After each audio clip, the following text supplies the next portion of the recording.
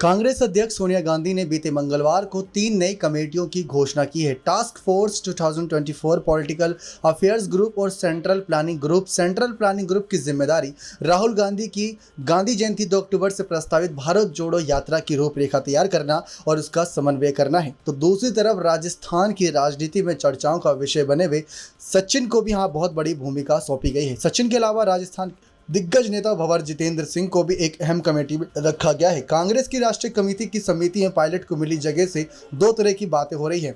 पहली, उदयपुर में सफल नवसंकल्प शिविर का आयोजन कर मुख्यमंत्री अशोक गहलोत ने अपनी मन की बात कर ली है। वे चाहते थे कि अगले साल होने वाले राजस्थान के विधानसभा चुनाव से ठीक पहले पायलट को केंद्र की राजनीति में भेजना चाहिए। कुछ हद तक यह सफल भी रहा। इससे गहलोत खेमा यह परिचित कर रहा है कि सचिन को राजस्थान से बाहर का रास्ता दिखाने की तैयारी कर ली है।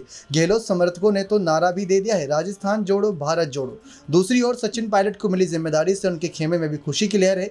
बताया जा रहा है कि इससे उनके नेता को राहुल गांधी के करीबी रहने को मिलेगा। अगर यात्रा सफल रहती है तो अगले साल के चुनावों में पायलट को मुख्यमंत्री प्रत्याशी के तौर पर भी प्रोजेक्ट किया जा सकता है। पायलट समर्थकों को लग रहा है कि 2018 में पार्टी की जीत में महती भूमिका निभाने वाले उनके नेता ही अगले मुख्यमंत्री बनेंगे। वैसे भी गहलोत और पायलट के बीच कुर्सी की होड़ किसी से छिप नहीं रही है।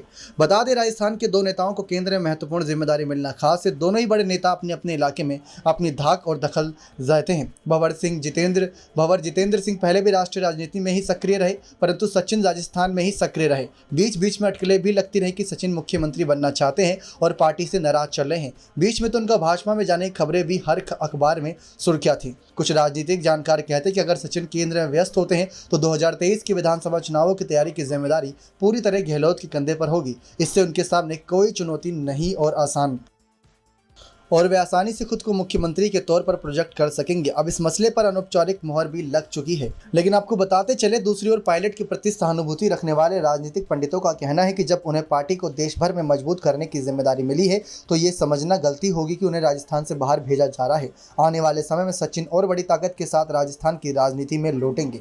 आपको बता दें, 3 ग्रुप जो बने उसमें पॉलिटिकल अफेयर्स ग्रुप, जिसमें राहुल गांधी, मल्लिकार्जुन खड़गे, गुलाम नबी आजाद, अंबिका सोनी, दिग्विजय सिंह, आनंद शर्मा, केसी वेणुगोपाल, भंवर जितेंद्र सिंह। तो टास्क फोर्स समिति तो 2024 में टास्क फोर्स में पी चिदम्बरम, मुकुल वासनिक, जयराम रमेश, केशव वेणुगोपाल, अजय माकन, प्रियंका गांधी, रणदीप सिंह सुरजेवाला, सुनील कानुगोली शामिल किए गए हैं। तो वहीं भारत जागो यात्रा के लिए सेंट्रल प्लानिंग ग्रुप में सचिन पायलट, दिग्विजय सिंह, शशि थरूर, रणजीत सिंह बिट्टू, केजे जॉर्ज, जेथी मणि, प्रदुत बारदोलाई, जीतू पटवारी और सलीम अहमद शामिल हैं।